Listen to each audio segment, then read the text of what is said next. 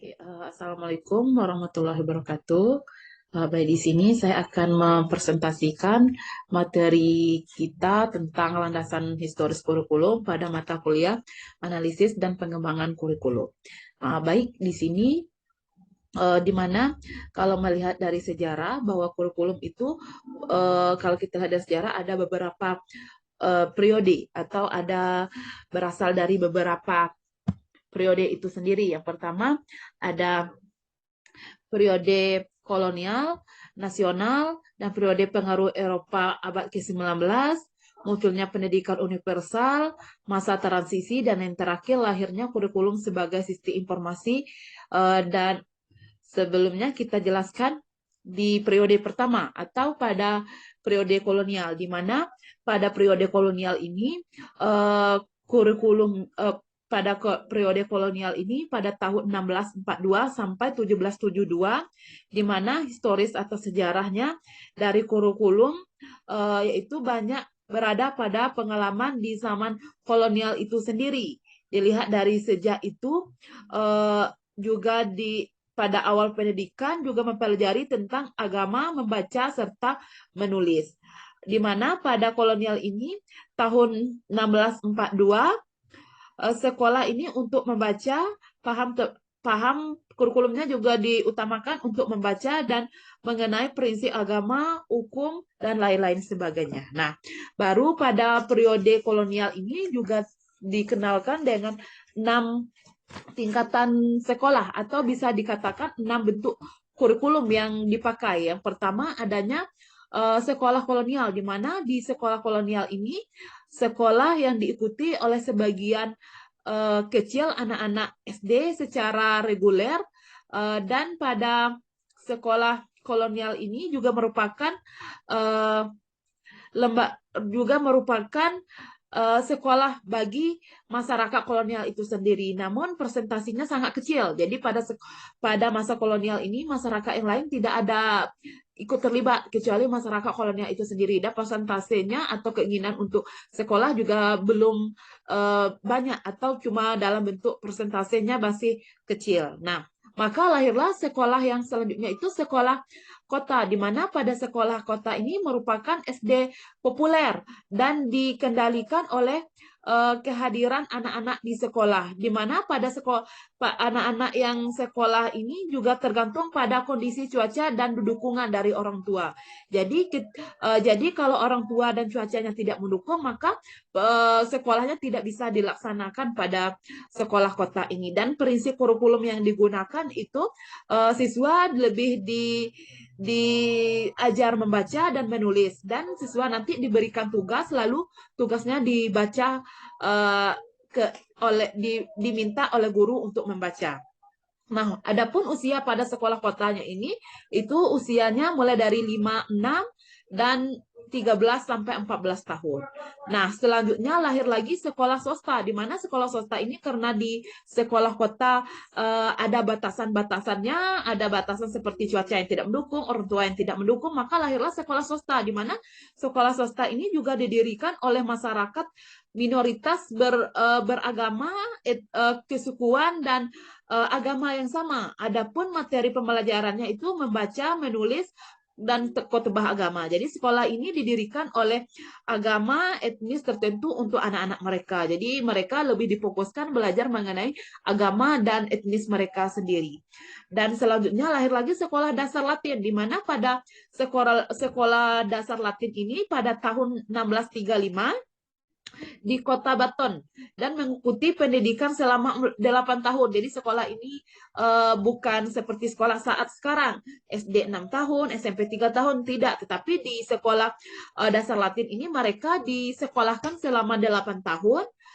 Kurikulum yang digunakan masih klasik, suasana belajarnya sangat religius, di mana guru menguji muridnya dengan melalui khotbah. Jadi bukan melalui ujian tertulis atau post-test atau pre-test, tetapi melalui khotbah dari peserta didik tersebut.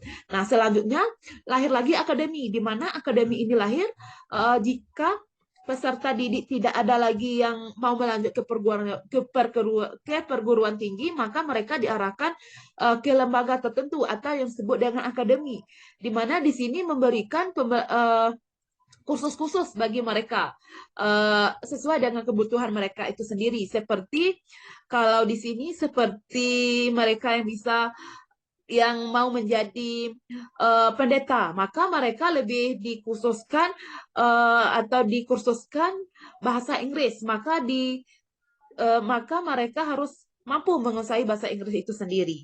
Nah, kalau perguruan tinggi ini bisa siswa yang biasanya kuliah di Harvard, di mana yang melanjut ke sini untuk menjadi pendeta dan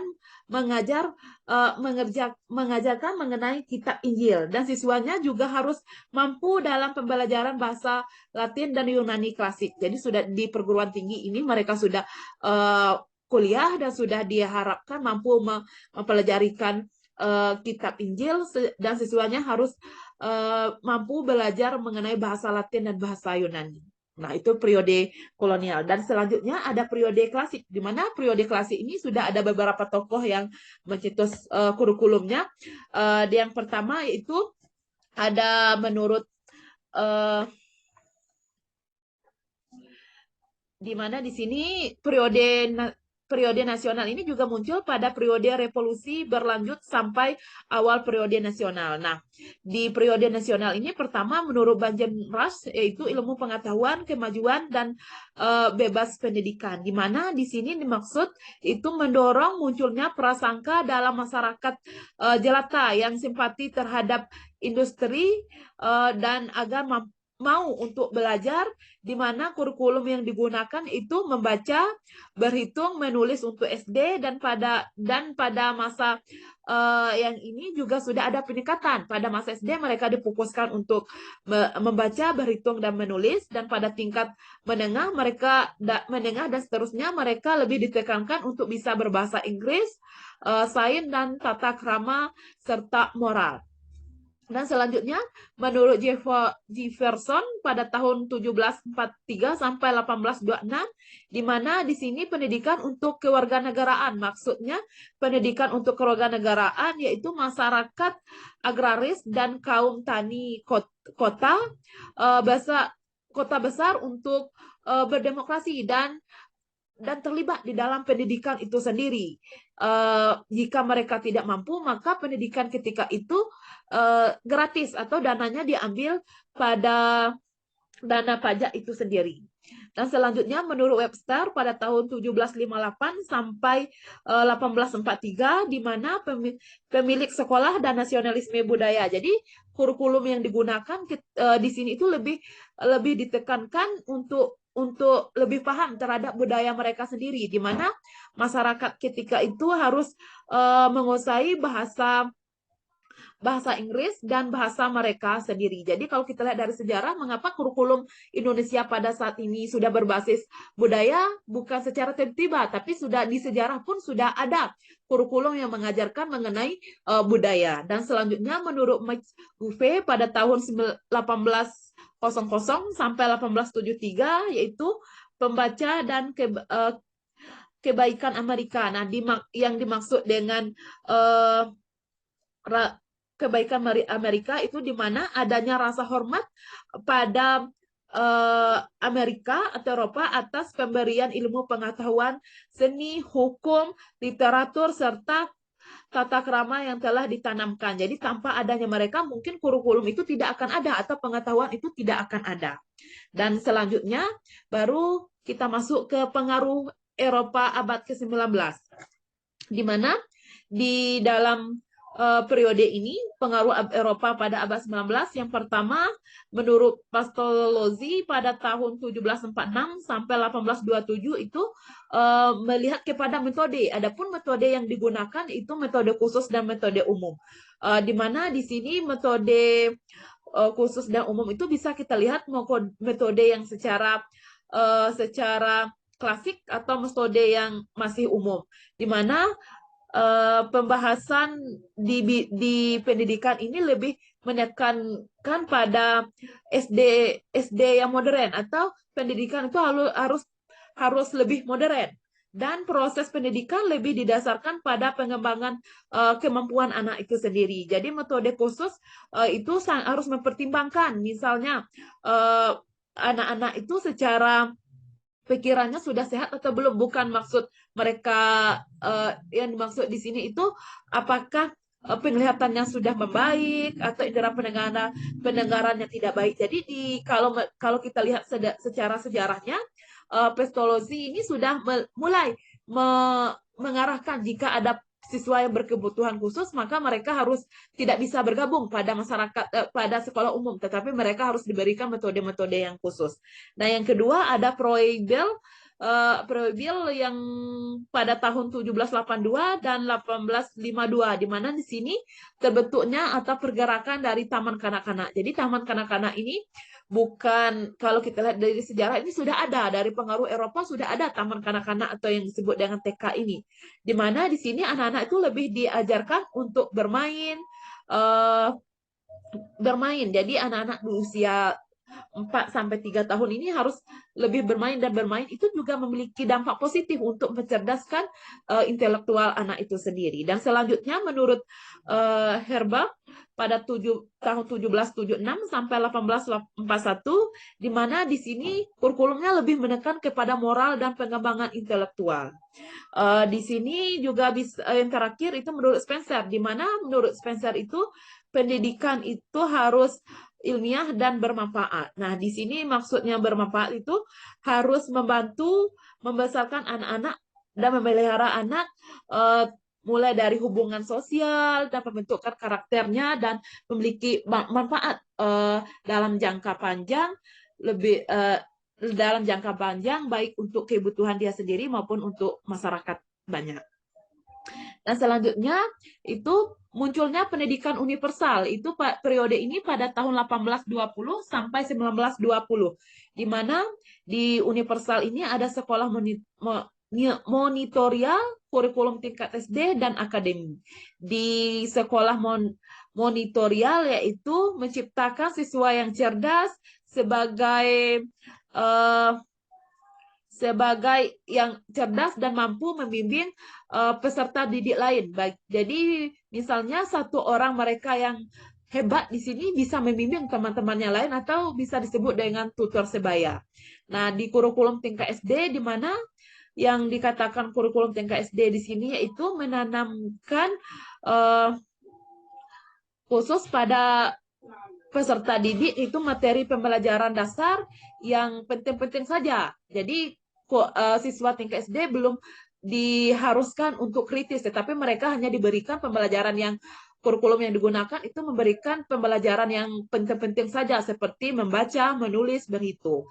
Dan selanjutnya akademi, di mana kalau yang tingkatan akademi ini sudah lebih baik dibandingkan tingkat SD. Jadi di sini sudah memiliki wawasan yang lebih luas lagi, atau sudah pemikirannya juga sudah lebih kritis. Dan selanjutnya masa transisi, yaitu di mana periode ini mulai tahun 1893 sampai 1918. Yang pertama pada masa transisi ini yaitu penegasan kembali kurikulum tradisional atau panitia 3. Yang dimaksud dengan panitia 3 yaitu panitia yang tergolong sebagai pakar-pakar yang menguasai dengan spesialisasi dalam pembelajaran tertentu. Misalnya 15 orang untuk pendidikan dasar, 10 orang untuk menengah, serta panitia untuk kebutuhan memasuk perguruan tinggi. Jadi di sini sudah ada yang spesialnya. Jadi sudah ada yang mengajar tingkat SD sesuai dengan tingkat kemampuannya. Sudah ada yang mengajar tingkat menengah, dan sudah ada yang mengajar untuk perguruan tinggi. Atau kalau kita bawa ke kurikulum yang lebih modern, ada guru PGSD, ada guru SMP. SMP kan sudah ada bagiannya lagi. Nanti ada guru yang ngajar bahasa Indonesia, dan untuk perguruan tinggi sudah ada lagi spesifik-spesifiknya yang lebih terperinci lagi. Dan selanjutnya menurut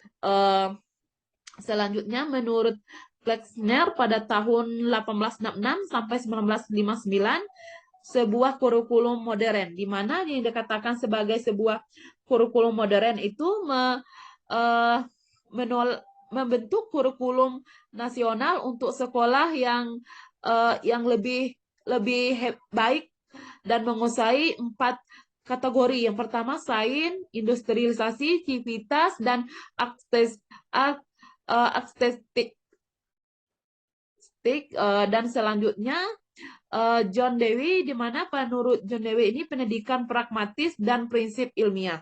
Nah, kalau di sini itu lebih kepada penerbitan buku. Jadi di sini sudah ada buku, sudah dikenal dengan buku dalam sudah dikenal dengan buku, di mana di sini dikatakan bahwa pembelajaran bertujuan untuk meningkatkan kemampuan pengalaman anak-anak dan perkembangan anak-anak itu sendiri. Dan selanjutnya periode terakhir itu lahirnya kurikulum sebagai sistem informasi pada tahun 1918 sampai ke 1949. Nah, di sini sudah ada juga tokoh-tokoh yang mencetuskan kurikulum yang masih kita pakai sistem kurikulumnya sampai saat ini. Yang pertama itu behaviorisme dan prinsip ilmiah pada tahun 1876 sampai 1956, di mana di sini prinsip perencanaan kurikulum lebih memusatkan atas pendekatan aktivitas, tujuan, sasaran, kebutuhan, dan pengalaman dari anak tersebut.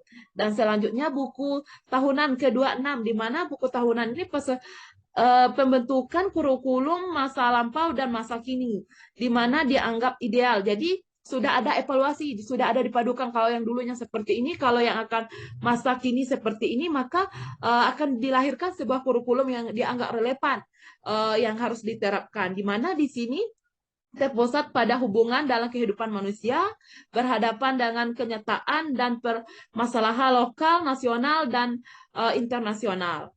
Dan selanjutnya, kemungkinan siswa harus berpikir kritis pada buku tahunan 26. Dan yang ketiga, menurut Rax dan Caswell, di mana 1920 sampai 1940 di periode ini, yaitu kurikulum harus direncanakan terlebih dahulu oleh guru sebelum melanjutkan pada proses pembelajaran. Jadi kurikulum ini sudah direncana terlebih dahulu. Jadi harus satu sekolah bisa dikatakan atau satu daerah itu sudah menggunakan kurikulum yang sama.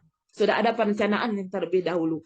Dan selanjutnya menurut Tiller, di mana Tiller ini juga masih kita anut pada saat ini, di mana kurikulum menurut Tiller ini prinsip dasarnya itu masuk akal, logis, sistematis. Sistematis ini dia bisa terstruktur atau dan juga bisa berubah sesuai dengan tuntutan zaman. Dan pada prinsip Tiller ini juga tidak lepas dari komponen-komponen kurikulum itu ada tujuan, isi atau materi, strategi, dan evaluasi. Jika tidak cocok, maka kita harus, mengapa kurikulum di Indonesia saat ini bisa bertukar? Karena kita merasa tidak relevan lagi kurikulum pada KTSP di tahun kita yang sudah 4.0 ini. Maka kurikulum kita beralih ke kurikulum Merdeka atau sebelumnya kurikulum K13. Mungkin ini saja materi dari saya. Saya akhiri dengan Assalamualaikum warahmatullahi wabarakatuh.